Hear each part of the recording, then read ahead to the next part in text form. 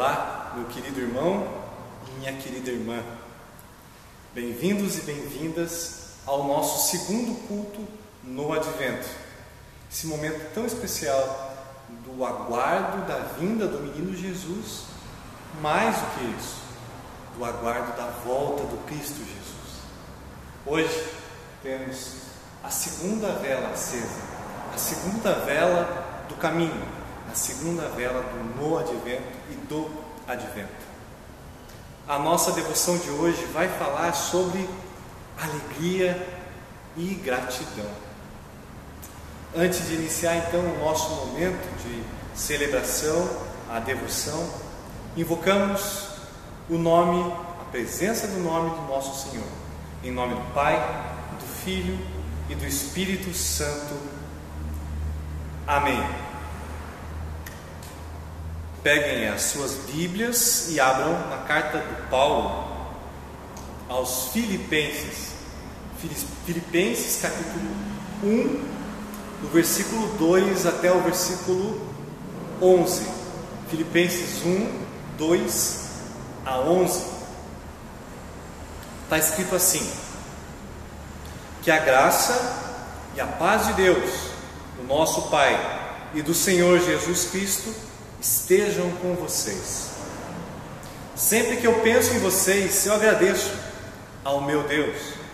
E todas as vezes que eu oro em favor de vocês, oro com alegria, por causa da maneira como vocês me ajudaram no trabalho de anunciar o Evangelho, desde o primeiro dia até hoje. Pois eu estou certo de que Deus, que começou esse bom trabalho na vida de vocês, vai continuá-lo, até que ele esteja completo no dia de Cristo Jesus. Vocês estão sempre no meu coração, e é justo que eu me sinta assim a respeito de vocês, pois vocês têm participado comigo desse privilégio que Deus me deu. É isso que vocês estão fazendo agora, que estou na cadeia, e foi o mesmo que fizeram quando eu estava livre para defender e anunciar com firmeza o Evangelho. Deus é testemunha de que eu estou dizendo a verdade quando eu afirmo que o meu grande amor por vocês, por todos vocês, vem do próprio coração de Cristo Jesus. O que eu peço a Deus é que o amor de vocês cresça cada vez mais e que tenham sabedoria e um entendimento completo, a fim de que saibam escolher o melhor. Assim, no dia da vinda de Cristo, vocês estarão livres de toda a impureza, de qualquer culpa.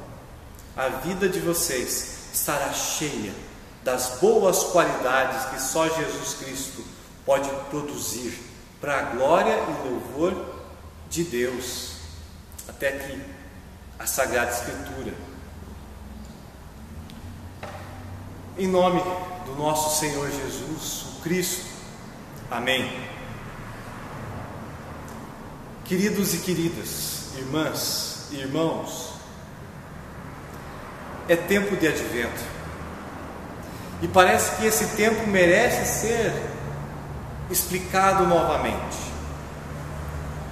Muitas vezes a gente tem a impressão de que é tempo de festa porque Jesus veio e só. Para alguns é tempo de pensar e de comprar presentes, tempo de pensar em reunir a família, que é uma coisa boa, tempo de viajar, tempo de planejar o descanso tão almejado, da maioria de nós. Afinal, virão as férias. O corpo e a mente estão cansados, e este ano muito mais do que os outros anos. Precisamos de descanso. E o Advento serve de planejamento para comemoração, sim, mas não é tempo de ficar apenas no passado, só rememorando o menino Jesus que veio. É tempo de pensar no futuro. É tempo de pensar, sempre é tempo de pensar na volta de Jesus. Aprendemos a história para melhor se preparar para o que vem, para esperar coisas. Mostramos a vinda para apontar para frente, para apontar para a volta de Jesus, para apontar para o futuro, a parousia de Jesus. Este é o nome da volta, parousia. Como a gente se prepara para essa volta, para isso? Bom, eu digo a vocês o que a Bíblia diz. Da mesma forma que o apóstolo Paulo se preparou, com oração, com comunhão, com alegria e com gratidão, sempre que eu penso em vocês, eu agradeço ao meu Deus, diz o Paulo. E todas as vezes que eu oro em favor de vocês, eu oro com alegria. O Paulo envia essa carta para a igreja que se reunia em Filipos. Filipos fica na Grécia, mas foi conquistada pouco antes ali pelo Império Romano. Filipos era a porta de entrada para a Europa de pessoas que vinham da Ásia, do continente asiático. Porque Filipos é importante para nós hoje, não é? Por quê? Porque é uma cidade, inclusive, inscrita como um patrimônio mundial da Unesco. Foi escrita em 2016 como um patrimônio. E os restos de suas basílicas constituem um testemunho excepcional do início do cristianismo. É isso que está lá no site da Unesco. Você pode ir lá pesquisar os patrimônios, né, e olhar lá Filipos, na Grécia, tá? Constitui um testemunho do início do cristianismo. Olha que coisa bonita, né? Que testemunho cristão, que bonito testemunho cristão para o mundo. Filipos tem esse nome, Filipos, para onde Paulo enviou a carta aos Filipenses, né? Tem esse nome por causa do seu conquistador, o Filipe II da Macedônia, que era pai de Alexandre o Grande, bem conhecido, né, na nossa história, na história mundial. Depois, Filipos foi dominado então pelo Império Romano. O que acontecia? Divindades romanas eram adoradas naquele tempo do Paulo, e os cristãos, como normalmente não acontece, como sempre acontece, né? Os cristãos eram perseguidos. Esse é o normal da igreja cristã, né? O normal é a gente ser perseguido. Em meio à perseguição, o Paulo orava. O Paulo também organizava a doutrina das comunidades cristãs daquela cidade. O Paulo fortalecia os irmãos, vivia em comunhão com eles e agradecia com alegria. Esse é um grande tema da carta do Paulo aos Filipenses. E essa carta aos Filipenses é chamada de Carta da Alegria. Vocês sabiam disso? Ela é conhecida como a Carta da Alegria. E eu incentivo todas as pessoas a lerem essa carta. Ela é muito boa de ler e ela é uma obra-prima da literatura cristã.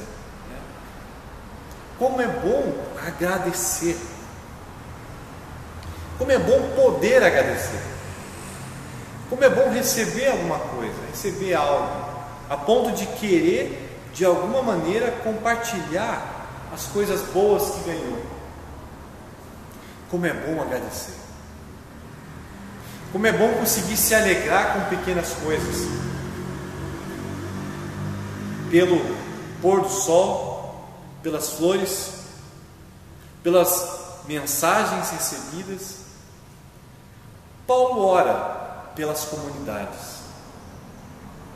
Paulo ora por causa da maneira como vocês me ajudaram no trabalho de anunciar o Evangelho, desde o primeiro dia até hoje. Não é bonito? Palavras bonitas do Paulo, né? A comunidade ajudou o Paulo em tantas dificuldades. A comunidade de fé em Filipos enfrentou tantas dificuldades e lutou para que o Evangelho continuasse a ser pregado. A igreja em Filipos trouxe pessoas que ainda não tinham uma prática de culto cristão para dentro de suas igrejas. O Paulo se apoia em todas essas lembranças e sentimentos para agradecer pela fé e pelo amor. Paulo se apega ao passado para esperançar o futuro na volta de Cristo, que para ele, para Paulo, estava logo ali, estava ali na sua frente. Para o apóstolo, a volta de Jesus estava muito próxima.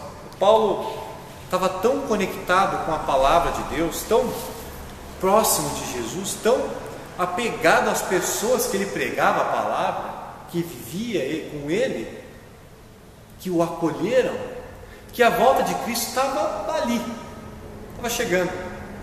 E de fato para ele, agora estava. Essa carta é conhecida como Carta da Alegria, mas ela também entra nas chamadas cartas de prisão do Paulo. Cartas de prisão. Sim, o Paulo estava preso quando ele escreveu essa carta. Paulo seria executado após ser preso em Roma. Mais para frente, Paulo seria decapitado. A última carta dele, a segunda carta ao Timóteo, vem um tempo depois, e essa segunda carta de Paulo ao Timóteo é a última. São os últimos conselhos ao jovem pregador Timóteo. Alegria e agradecimento. É sobre isso também que o cristão reflete na sua vida. É sobre o futuro, é sobre pregar o Cristo que vem, o Cristo que volta hoje. É sobre pregar o Cristo que volta amanhã, talvez. O cristão reflete sobre a salvação, não apenas a salvação pessoal, mas também a salvação para o maior número de pessoas, o maior número possível de pessoas. E a gente sabe o que acontece com quem não acredita que Deus veio salvar. Se a gente cuida da nossa vida, se a gente quer também cuidar da nossa alma, se a gente quer cuidar da nossa vida eterna, nossa e de quem amamos e de quem não gostamos também, o cristão reflete e prega sobre a vida cristã, sobre vigiar, sobre Jesus vem amanhã, mesmo em meio a dores, mesmo durante o luto que nós sentimos, porque a pessoa amada se foi, o amigo, a amiga se foi, até mesmo enquanto estamos encarcerados ou encarceradas. Paulo encoraja o povo de Jesus a continuar firmes na fé verdadeira. A gente também pode encorajar, a gente deve dizer com coragem, e eu digo a vocês hoje, Deus que começou esse bom trabalho na vida de vocês, vai continuar até que Ele esteja completo no dia de Cristo Jesus, no dia da volta, o dia final. Para concluir, quero ler o meu desejo de Natal e de Ano Novo para a nossa comunidade de fé.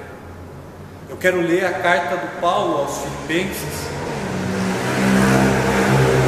como se fosse a carta de Paulo aos santamarienses, carta para a igreja que se reúne em Santa Maria, ou no Rio Grande do Sul, ou no Brasil.